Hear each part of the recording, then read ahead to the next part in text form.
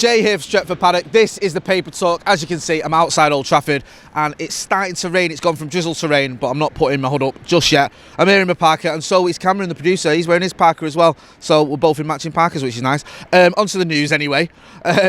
Bit of Jadon Sancho news, if you can call it that. I saw this headline this morning and thought, oh, this is exciting. Dortmund and United have come to a Sancho agreement, but it isn't any sort of agreement. This is a report in I think it's the Mirror, coming off the back of an early report in the Bleacher Report, if you keep up with me. And it says that Dortmund have reportedly come to an agreement with Manchester United over negotiations for Jadon Sancho. The two clubs have agreed to adopt a respectful manner after months of speculation over the 20-year-old's future. So the agreement isn't any form of agreement towards signing him or moving the deal forward. It's just that the talks are going to be conducted in a respectful manner, whatever that means. So that's the only sort of news on Jadon Sancho, if you can call it that. We know where that's up to. Dortmund want £108 million. United not willing to pay all that up front. What a stagger the deal. We've gone on and on and on about this story, and I know a lot of you are getting bored with it, but it is a continuing saga here at United, and we do want to see some sort of movement. We do want to know what's going to happen, because we know that other deals that we can be looking at could potentially be held up whilst we're going for the Jadon Sancho deal. I will get to the Reguilon deal in a minute and what's happening with that. But this is another story. A story that came out as well this morning was Manchester United turned down the chance to sign Chelsea's £89 million new boy, Kai Havertz, because they are pursuing a deal for Jadon Sancho. I mean, that was in the Mail, and I think and it came from the Evening News, which, you know, says it all really, and you can make your own mind up about that.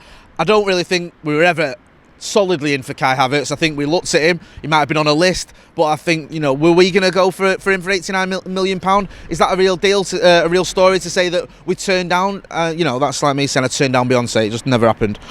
So I'm not really sure that's as much weight in that, to be honest with you. It's a story that's been reported that we weren't going in for Havertz because we were focusing on Jadon Sancho. We know what's happening with the Jadon Sancho story. If we hear anything, we will keep you updated. We'll give you updates as always, but at the moment the Jadon Sancho deal is just, I wouldn't say it's dead, but it's stagnated.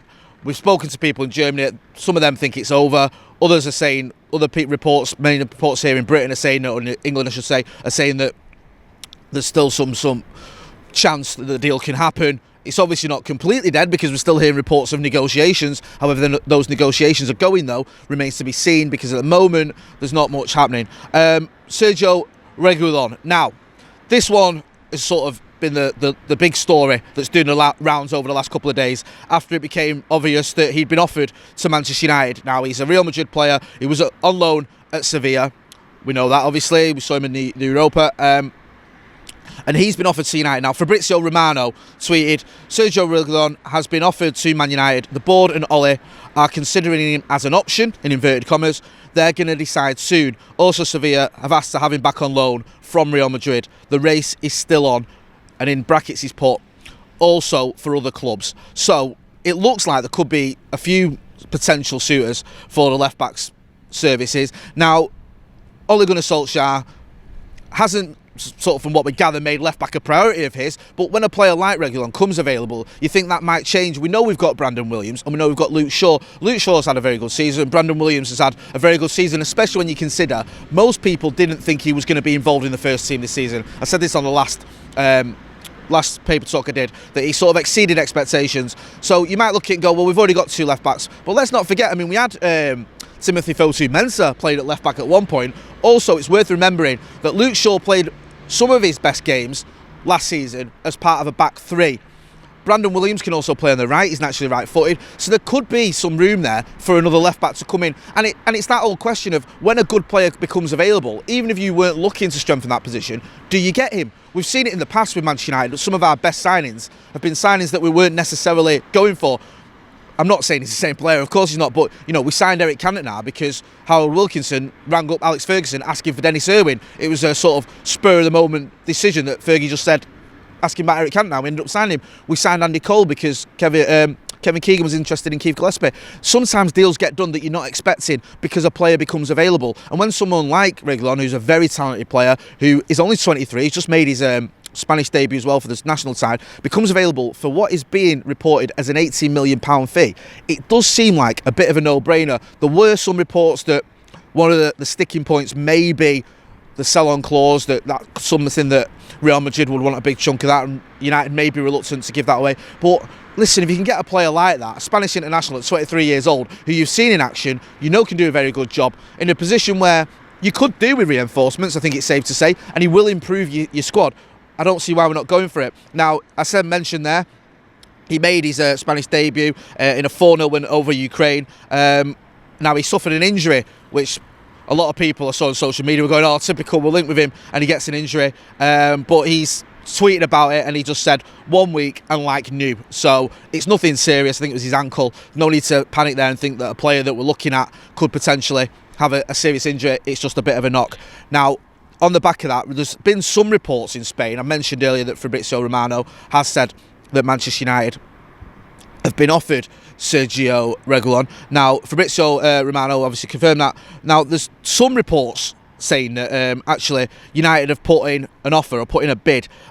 This was coming, I think Sky Sports commentator Ian Crocker said that, I was saying earlier, I've spoken to the Spanish camp last night, aware of the offers for Thiago from Liverpool and Manchester United. So he's talking about an offer for Thiago Alcantara from Liverpool, Manchester United, and he also says Reguilon at left back, the subject of a bid from Manchester United as well. So there's some talk there that United have actually made a bid for Reguilon. We'll have to get that confirmed. That's just an early indication that maybe United are beginning to move forward. Other reports saying that United are considering it. One thing is for certain, a deal has to be made soon with other clubs interested.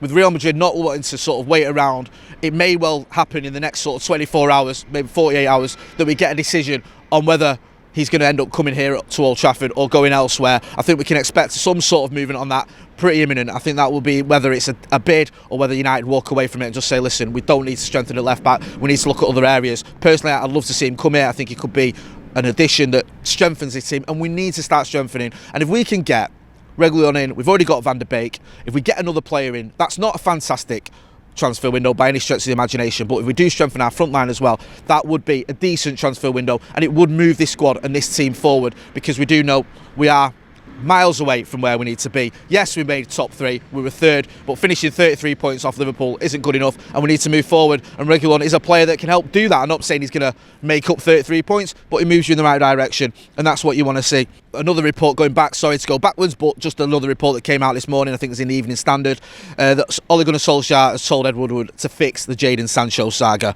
He's asked him to get on with it and fix it. I mean, yeah, we've been saying that for weeks. I think we all have. I mean, I'd love to see that Jadon Sancho saga come to a happy ending. I don't know if it will. It just seems to be rumbling on and on and on. And as I said earlier, conflicting reports. Some saying it's not going to happen. Some saying there's still movement on the deal. The reports about an agreement being reached were merely talking about it's going to be amicable now, the talks, which is almost meaningless if we're being brutally honest. So it looks like Sergio Reguilón, if I get my words right, I probably pronounced it wrong, I always do, could be the next signing at Manchester United. That's the one where there seems to be a lot more movement. We know that Thiago Alcantara, who mentioned, is still an option. Liverpool's remain favourites to sign him, just about favourites to sign him, I would say. But United are interested, as we have mentioned many times on this channel.